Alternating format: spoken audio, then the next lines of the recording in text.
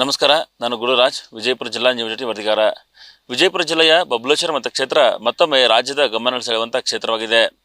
ಇತ್ತೀಚೆಗಷ್ಟೇ ವಿಜಯಪುರ ಜಿಲ್ಲೆಗೆ ಕನ್ನೇರಿ ಶ್ರೀಗಳನ್ನು ಪ್ರವೇಶ ನಿರ್ಬಂಧಿಸಿ ಜಿಲ್ಲಾಡಳಿತ ಆದೇಶ ಹೊರಡಿಸಿದ ಬಳಿಕ ರಾಜ್ಯದಲ್ಲಿ ಹಿಂದೂ ಸಂಘಟನೆಗಳು ಮತ್ತು ಕನ್ನೇರಿ ಶ್ರೀಗಳ ಬೆಂಬಲಿಗರು ಮತ್ತು ಅಭಿಮಾನಿಗಳು ಆಕ್ರೋಶವನ್ನು ವ್ಯಕ್ತಪಡಿಸಿದರು. ಇದಕ್ಕೆ ಮುಖ್ಯವಾಗಿ ಜಿಲ್ಲಾ ಉಸ್ತುವಾರಿ ಸಚಿವ ಎಂ ಬಿ ಪಾಟೀಲ್ ಅವರೇ ನೇರ ಕಾರಣ ಅಂತೇಳಿ ಆರೋಪವನ್ನು ಮಾಡಿದರು.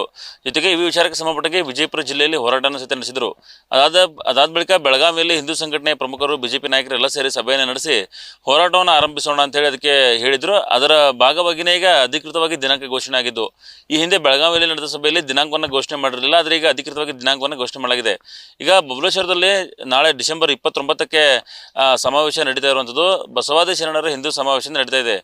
ಇದರಲ್ಲಿ ಅಂದರೆ ಆ ಸಭೆಯಲ್ಲಿ ಅಂದು ಯಾರ್ಯಾರು ಭಾಗವಹಿಸಿದ್ರು ಅವರು ಸಹಿತ ಈ ಸಭೆಯಲ್ಲಿ ಭಾಗವಹಿಸುವ ಲಕ್ಷಣಗಳು ಕಾಣಿಸ್ತಾ ಇರುವಂಥದ್ದು. ಮುಖ್ಯವಾಗಿ ಅಂದು ಕೆ.ಎಸ್. ಈಶ್ವರಪ್ಪನವರು ಆ ಸಭೆಯಲ್ಲಿ ಭಾಗವಹಿಸಿದ್ರು. ಅವರು ಸಹಿತ ಈಗ ನಾಳೆ ನಡೆಯುವಂಥ ಸಮಾವೇಶದಲ್ಲಿ ಭಾಗವಹಿಸುವ ಸಾಧ್ಯತೆ ಇರುವಂಥದ್ದು. ಜೊತೆಗೆ ಅನೇಕ ಸ್ವಾಮೀಜಿಗಳು, ಸುಮಾರು 300ಕ್ಕೂ ಅಧಿಕ ಸ್ವಾಮೀಜಿಗಳು, ಈ ಭಾಗದ ಪ್ರಮುಖ ಮಠಾಧೀಶರು ಆ ಕಾರ್ಯಕ್ರಮದಲ್ಲಿ ಭಾಗವಹಿಸುವ ನಿರೀಕ್ಷೆ ಇರುವಂಥದ್ದು.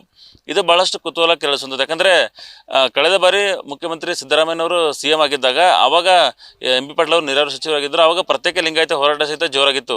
ಆ ಸಮಯದಲ್ಲಿ ಸಹಿತ ಸ್ವಾಮೀಜಿಗಳು ಬಬಲೇಶ್ವರ ತಾಲೂಕಿನ ಹಲವು ಗ್ರಾಮಗಳಲ್ಲಿ ಬೇರೆ ಬೇರೆ ರೀತಿಯ ಸಮಾವೇಶಗಳನ್ನು ಮಾಡಿದರು, ಪ್ರಚಾರಗಳನ್ನು ಮಾಡಿದರು. ಅದಾದ ಬಳಿಕ ಮುಂದೆ ಸರ್ಕಾರ ಬದಲಾಯಿತು. ಆ ಪ್ರತ್ಯೇಕ ಲಿಂಗಾಯತ ಹೋರಾಟ ಸಹಿತ ಅಷ್ಟಾಗಿ ಕಾಣಿಸ್ಕೊಳ್ಳಿಲ್ಲ. ಅದಾದ ಬಳಿಕ ಈಗ ಕನ್ನೇರಿ ಶ್ರೀಗಳ ವಿಚಾರದಲ್ಲಿ ಮತ್ತೆ ಪರೋಕ್ಷವಾಗಿ ಈ ರೀತಿಯ ಹೋರಾಟಗಳು ಬರ್ತಾ ಇರುವಂಥದ್ದು.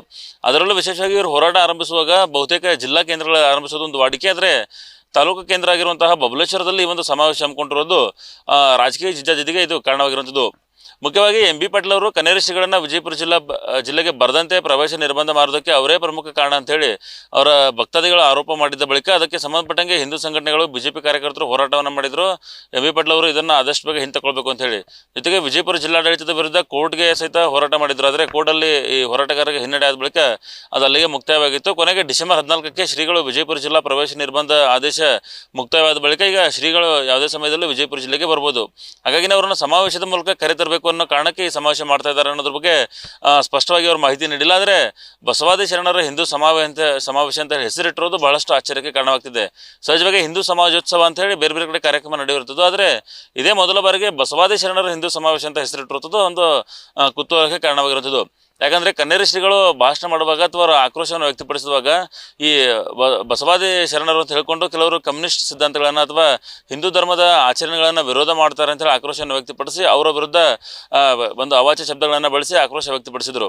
ಅದಾದ ಬಳಿಕ ಈಗ ನಡೀತಾ ಇರುವಂಥ ಸಮಾವೇಶಕ್ಕೂ ಸಹಿತ ಅದೇ ರೀತಿ ಹೆಸರಿಡ್ತಾ ಇರೋದ್ರಿಂದ ಇದು ಕನ್ನೇರಿ ಶ್ರೀಗಳ ಕಾರ್ಯಕ್ರಮ ಅಂತ ಹೇಳಿ ನೇರವಾಗಿ ಹೇಳೋಕೆಲ್ಲೂ ಸಾಧ್ಯ ಆಗಲ್ಲ. ಆದರೆ ಪರೋಕ್ಷವಾಗಿ ಅನ್ಬೋದು ಇದು ಕನ್ನೇರಿ ಶ್ರೀಗಳ ಬೆಂಬಲಿತ ಕಾರ್ಯಕ್ರಮ ಆಗುತ್ತೆ ಅಂತೇಳಿ ಪರೋಕ್ಷವಾಗಿ ಅನ್ಬೋದು. ಆದರೆ ಸಮಾವೇಶ ನಡೆದ ಬಳಿಕ ಗೊತ್ತಾಗುವಂಥದ್ದು ಇದರಲ್ಲಿ ಯಾರ್ಯಾರು ಬರ್ತಾರೆ, ಏನೇನು ಭಾಷಣ ಮಾಡ್ತಾರೆ ಮತ್ತು ಯಾವ ರೀತಿಯ ಘೋಷಣೆಗಳನ್ನು ಕೂಗ್ತಾರೆ ಅನ್ನೋದು ಸಮಾವೇಶದ ನಂತರನೇ ಗೊತ್ತಾಗುತ್ತೆ.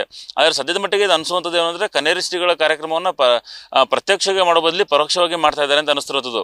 ಇದರ ಜೊತೆಗೇ ಈಗ ಕಾರ್ಯಕ್ರಮ ಆಯೋಜನೆ ವಿಚಾರದಲ್ಲೂ ಸಹಿತ ಪರ ಮತ್ತು ವಿರೋಧ ಎರಡು ರೀತಿಯ ಅಭಿಪ್ರಾಯಗಳು ವ್ಯಕ್ತವಾಗ್ತಿರೋದು. ಸಹಜವಾಗಿ ಕನ್ನೇರಿ ಶ್ರೀಗಳ ವಿಚಾರದಲ್ಲಿ ಅವರ ಬೆಂಬಲಕ್ಕೆ ಯತ್ನಾಳ್ ಅವರು ಹಿಂದೆ ನಿಂತಿದ್ದರು. ಆದರೆ ಈ ಸಮಾವೇಶಕ್ಕೆ ಅವರು ಭಾಗವಹಿಸೋದು ಬಹುತೇಕ ಅನುಮಾನ. ಯಾಕಂದರೆ ಸಮಾವೇಶ ಮಾಡ್ತಾ ಇರೋರ ವಿರುದ್ಧ ಅವರು ಪರೋಕ್ಷವಾಗಿ ಆಕ್ರೋಶ ವ್ಯಕ್ತಪಡಿಸಿರೋ ಕಾರಣದಿಂದಾಗಿ ಯತ್ನಾಳ್ ಅವರು ಬಹುತೇಕ ಈ ಸಮಾವೇಶದಲ್ಲಿ ಭಾಗವಹಿಸೋದು ಅನುಮಾನ. ಆದರೆ ಈ ಸಮಾವೇಶದ ನಡೆದ ಬಳಿಕ ಇದು ಯಾಕೆ ಮಾಡಿದ್ರು ಅನ್ನೋದು ಸ್ಪಷ್ಟ ಉದ್ದೇಶ ಸಾರ್ವಜನಿಕರಿಗೆ ಗೊತ್ತಾಗುವಂಥದ್ದು.